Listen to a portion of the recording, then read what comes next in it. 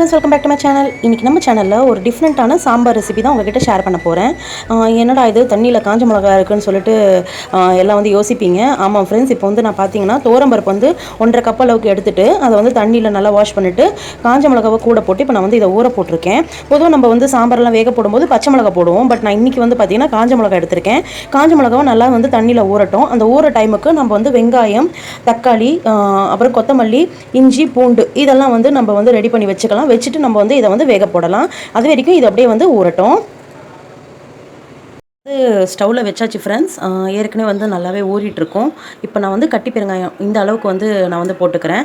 அடுத்து வந்து இஞ்சி பூண்டு தட்டி போட்டுக்கலாம். பூண்டு வந்து ஒரு ஃபுல் பூண்டை வந்து எடுத்திருக்கேன். இஞ்சி வந்து நல்லா 1 இன்ச் அளவுக்கு வந்து எடுத்திருக்கேன். அடுத்து நம்ம கட் பண்ணி வச்சிருக்கிற இந்த வெஜிடபிள்ஸ் வந்து சேர்த்துக்கலாம். தக்காளி 4 தக்காளி, வெங்காயம் 2, அப்புறம் கொத்தமல்லி வந்து கொஞ்சம் பஞ்ச் ஆஃப் கொத்தமல்லி இதை வந்து இதில் போட்டுக்கலாம். பொதுவாக வந்து இந்த மாதிரி சாம்பாருக்கு நீங்கள் தக்காளி வந்து குவான்டிட்டி அதிகமாக சேர்த்துக்கணும். அப்போ தான் வந்து டேஸ்ட் வந்து நல்லாவே இருக்கும். வீட்டில் பச்சை மிளகாய் இல்லை, சரி அதனால் இப்படி ட்ரை பண்ணலாம்னு சொல்லி பார்த்துருக்கேன். ரிசல்ட் வந்து கண்டிப்பாக நல்லாவே வரும்னு நினைக்கிறேன். பார்ப்போம். இப்போ வந்து இந்த காய்கறியெல்லாம் சேர்த்துட்டு பார்க்கலாம். காய்கறியெல்லாம் போட்டதுக்கப்புறம் அடுத்து நான் சேர்க்க போகிற இன்க்ரீடியன்ட் பார்த்தீங்கன்னா சாம்பார் பொடி வந்து நான் இதிலே வந்து சேர்த்துறேன். ஏன்னா வந்து உங்களுக்கு நான் வந்து அப்படியே தான் தாளித்து போட போகிறேன். திரும்பி நான் எதையும் வதக்க போகிறதில்ல. அதனால நான் சாம்பார் பொடியும் இந்த வேகும் போது இது கூடவே போட்டுற போகிறேன். போட்டுட்டு இப்போ எல்லாமே வந்து நல்லா மிக்ஸ் பண்ணி விடுங்க. இந்த சாம்பார் பார்த்தீங்கன்னா இட்லி, ரைஸ் ரெண்டுத்துக்குமே வந்து நல்லாவே இருக்கும். காலையிலே நம்ம வந்து வச்சிட்டோம்னா உங்களுக்கு மதியானத்துக்கு வேலை வந்து ஈஸியாக இருக்கும். அதனால தான் நான் வந்து தோரம்பருப்பு வந்து 1.5 கப் அளவுக்கு எடுத்திருக்கேன். இன்னும் நீங்கள் வந்து இது கூட கடலை பருப்பு கூட ஊற வச்சு பாசி பருப்பு கூட சேர்த்துக்கலாம். நீங்கள் வந்து 3 பருப்புமே வந்து சேர்த்து கூட செஞ்சாலும் இன்னமும் டேஸ்ட்டாக இருக்கும். நான் சிம்பிளாக வந்து இப்போ நான் செஞ்சுட்ருக்கேன். ஸோ இப்போ வந்து நல்லா மிக்ஸ் பண்ணி விடுங்க. மிக்ஸ் பண்ணிவிட்டு ஒரு 4 விசில் போல் அடிச்சுட்டு இறக்கிடலாம்.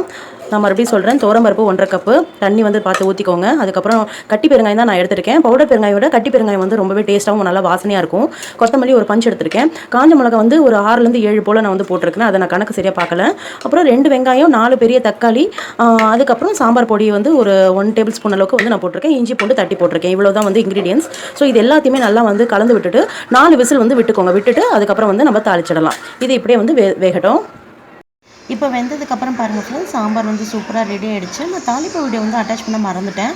எப்பயும் போல் எண்ணெயில் கடுகு, கருவேப்பிலை, சீரகம், பெருங்காயத்தூள், சோம்பு இது எல்லாத்தையும் போட்டு நல்லா தாளிச்சிட்டு நீங்கள் இந்த சாம்பாரில் மிக்ஸ் பண்ணி விட்டுருங்க. கண்டிப்பாக ட்ரை பண்ணி பாருங்கள். உங்களை நான் நெக்ஸ்ட் வீடியோவில் மீட் பண்ணுறது வரைக்கும் கீப் சப்போர்ட்டிங். பாய்.